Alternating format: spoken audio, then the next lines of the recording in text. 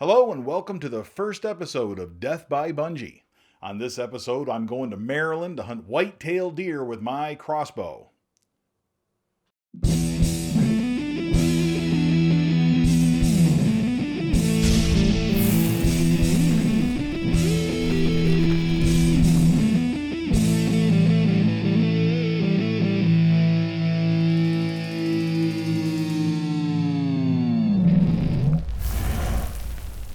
Oh, shoot.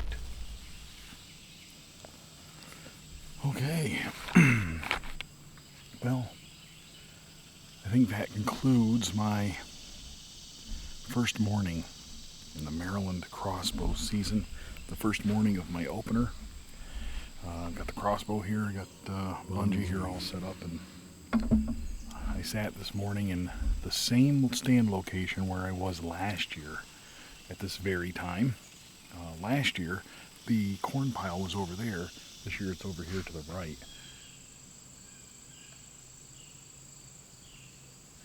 I don't know what it is about my guide. Everybody does stuff differently. If I were setting this up, seeing how I'm hunting with a crossbow and I'm right-handed, and most people are right-handed, it seems to me that you would want the corn off to your left so that when you swing to your left, it's much easier for me to shoot right over there and take a shot over the corn pile where it was last year. This year he moved the corn pile to the right, and there's branches right in front of it.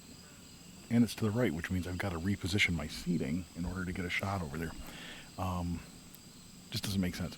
But makes no difference anyway because no deer came in. Boy, I could have shot my limit of squirrels. I don't even know if they're in season, but I could have shot my limit of squirrels again this morning. That's for sure. This is just a gorgeous area. I love being here. It's like my home away from home now. All these tall oak trees all over the place, which explains why the deer don't come into the corn pile. You can bait in Maryland. Everybody's like, oh, you can bait in Maryland, and it's so easy. It's not easy. It doesn't really increase the number of deer that you see, I don't think, because there's so much food. The trees that they've left behind when they log these properties off they're managing it for the next generation of timber, and they're leaving all these really nice oak trees. I think baiting really does a better job for you in terms of positioning the deer more so than attracting them. This afternoon, I think I'm going back to the same stand over what used to be the Milo field. We'll see what it is this year. Well, I made it to the afternoon tree stand. I don't think I kicked out any deer on the way in, but I'm back in my favorite tree stand of Maryland. I'm back here overlooking what was the Milo field. My, how times change, what a difference a year makes. Last year, this was like basically a cornfield, but it was Milo. This year, it's all soybeans.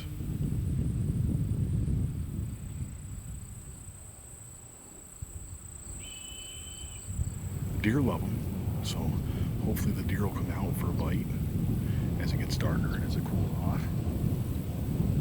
It's very warm, over 90 degrees it's getting today, and it's a little muggy. Not my favorite hunting weather, but this is what you get in the early crossbow season, the pre-season. So also this tree stand has grown up considerably. The oak trees that are surrounding it have grown up a lot, so it's in the last year it's a lot thicker and a little more brushed in than it was last year. On the way in here, I sprinkled a little swamp donkey that I brought down here to Maryland with me. I bought it at a local agway up there home, and I sprinkled it along the trail, and I put some of it on top of that corn just in case the corn is not to their liking. And once again, the corn is off to my right. Well, we have our first visitor. There is a huge buck that entered the field all the way on the other side, about 400 yards away. He stopped about 350 yards out, and he's laying down in the soybeans. Oh, crap.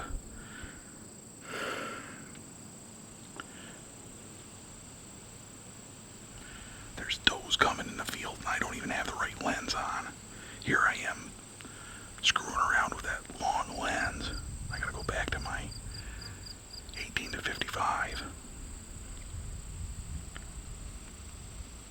Okay, I changed lenses, got back to my normal filming lens for my hunting here, for the close-up stuff.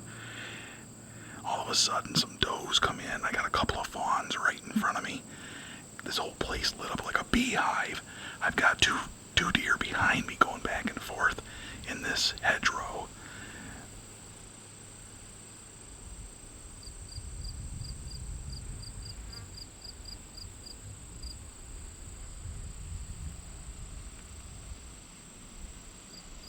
Man, these does are giving me a broadside shot. I just don't dare take one. I don't dare take one even though they're like at 30 yards. I don't want to spook that buck and ruin any chance that I have of him coming over this way. There's more deer coming into the field. I can't believe this. There's 11 deer in front of me right now that I can count. Some of them are way out there though. But I got a couple within 50 yards. That buck is still out there in the middle of the field.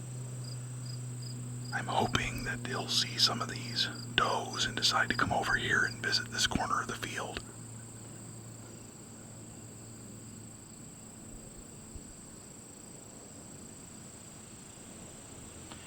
Man, it is all I can do to not take a shot at a deer standing broadside at 40 yards. 40 yards, a little farther than I would shoot. I don't normally shoot out past 30, but on a day like today, with a broadside shot, a deer that's not even looking around, I might take a shot like that, but I'm sure that it's going to cause these deer to run out, and I know that that means that buck's not coming over here, so I'm just going to wait a little bit. We're going to have to wait, and maybe we'll get lucky. Maybe today is going to be the day.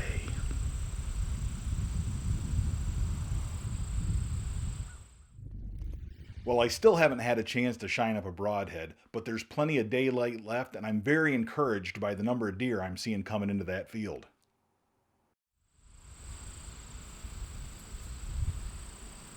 I really like this tree stand. I'm brushed in here pretty nice, and these deer, they just feel, I don't think that they feel uncomfortable at all. They're not even looking this way. The wind is right in my face. That means they're not going to smell that swamp donkey too well, but the wind's right in my face, so at least I've been sweating all afternoon, spraying down with the scent away spray.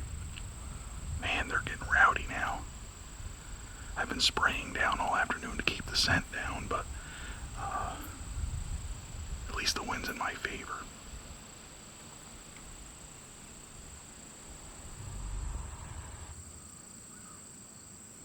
Well, now we're up to 17 deer. Can you believe that? Never before have I been hunting where I have seen 17 deer at the same time.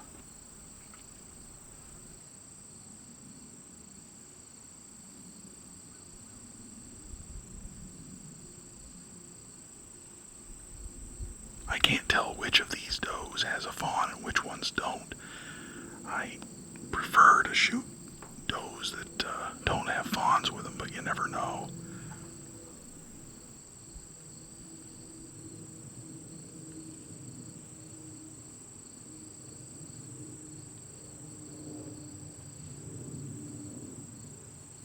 Here comes one. That buck is still out there, but at least she's coming over here.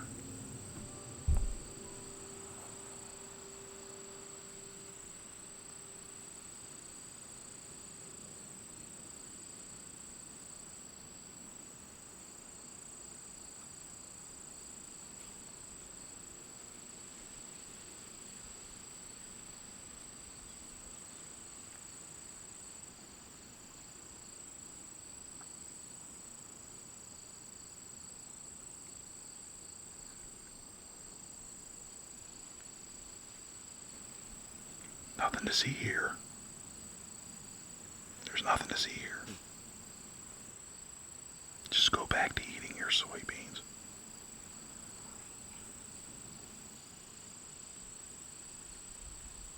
Won't move.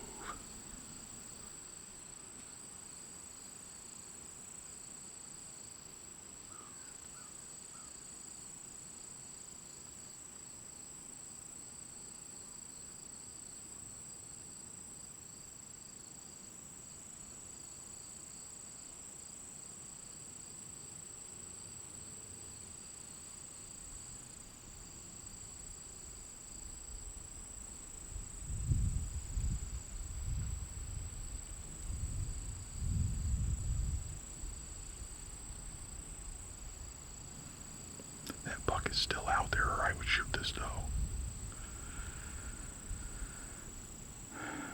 Oh man, broadside and everything. Don't do that to me.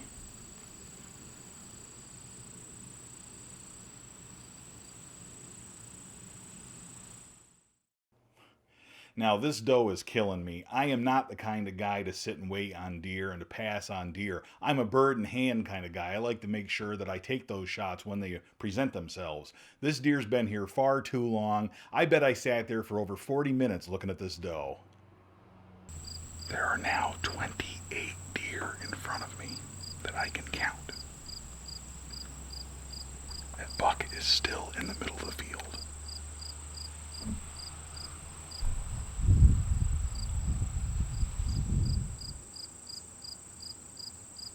The deer are filtering into this field left and right.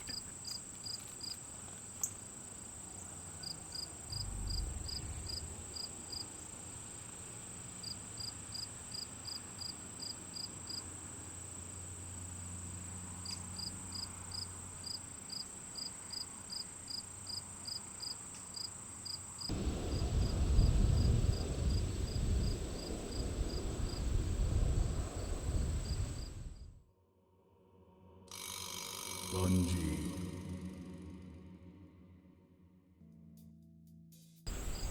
Okay, we got company.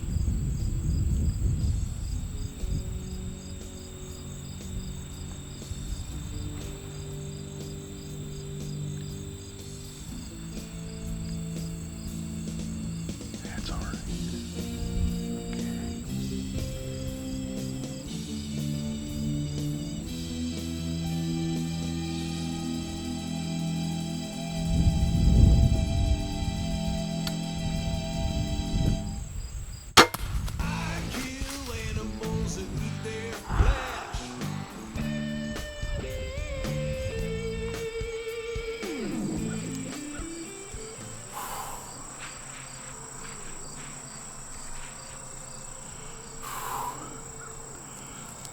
She was gonna eat that. She was gonna eat that corn. Did you see that? I heard her go down back there. That's what I call death by Bunjie. Death by